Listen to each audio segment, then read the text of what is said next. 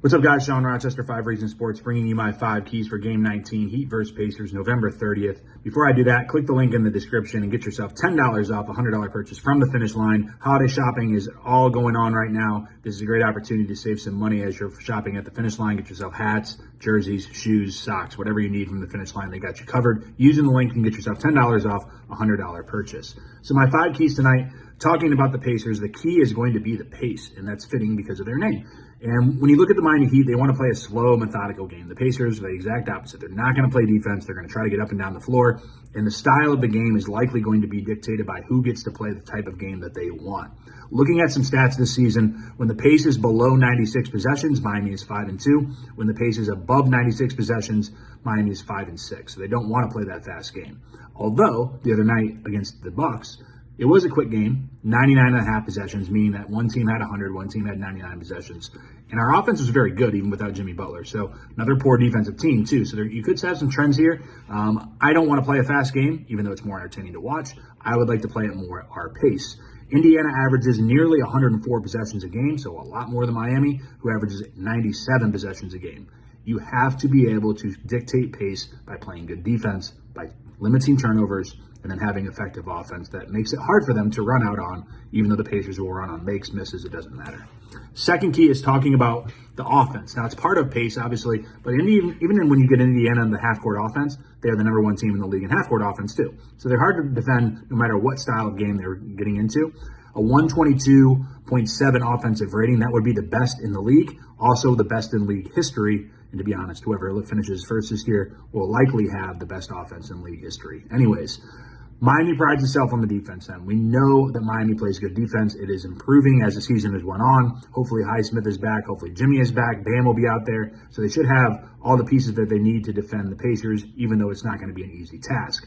Indiana's shot profile, very heavy from the rim, very heavy from the outside. 38% of their shots come within 4 feet of the rim. 39% of their shots come from behind the arc. The problem that I don't like about that is that Miami is very willing over the course of Erik Spoelstra's tenure to give up three-point shots. They have the 5th most attempts allowed in the league this year. You really can't do that against Indiana because of the way that they can shoot the ball. Buddy Hield, Tyrese Halliburton, Benedict Mathurin, etc., etc. They have guys that can beat you up from deep. And obviously the rim pressure they're going to put on you. So you're going to try to force them to shoot mid-range shots, which are more inefficient shots. Not an easy task against a team like this. It's a great offense. I don't think it's necessarily a zone game because of the way they can shoot the ball. But what I would propose is using 2-2-1. To use 2-2-1, one, you're going to slow down the pace because you're going to have to reverse the ball or you're going to have to move the ball side to side a little bit. You're going to start your offense around 17, 18 seconds left in the shot clock, which makes it a less amount of time that obviously you have to defend in the half court. The problem is, to get into 2-2-1, you either have to have free throws, dead balls, or a made basket. You can't do 2-2-1 off a miss. It's just not going to happen. So one of those things that I think that would be a great way to limit their pace. And then you can drop back into man. You can drop back into zone. I think it's something that maybe Spoelstra looks at tonight. Third key, we're a week past Thanksgiving, but I think there is a meal on the table for the Miami Heat tonight because we talked about earlier, the Pacers play no defense whatsoever. They are bottom 10 in basically every one of the key factors that you would look at for a defense. They have the 2nd worst defensive rating in the league, 121 points per game. And they allow the most attempts at the rim, but they allow the least amount of attempts at the three-point line. So lots at the rim, least at the three-point line.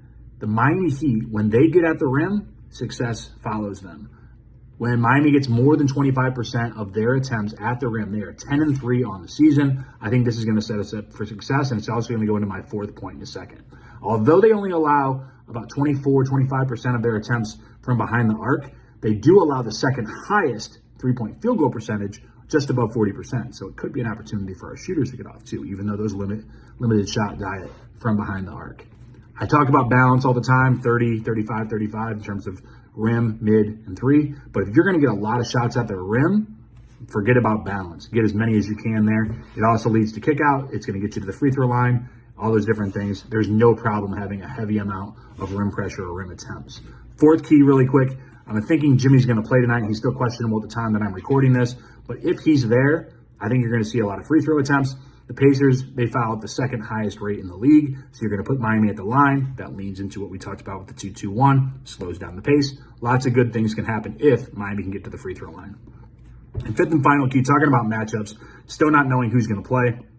I think Bam is probably the obvious matchup with Miles Turner.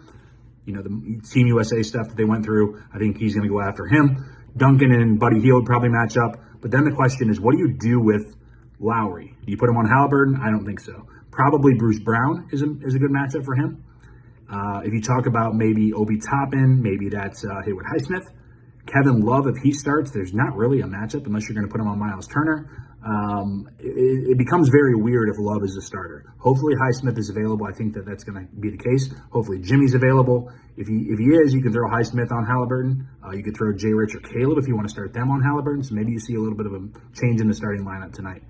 All in all, I think it's going to be a very exciting game. It is Star Wars night, so I don't know what that means in terms of this game, but may the force be with them, and hopefully we get a good win to end this streak, this little slide that we're on right now. Go Heat. Thanks for listening.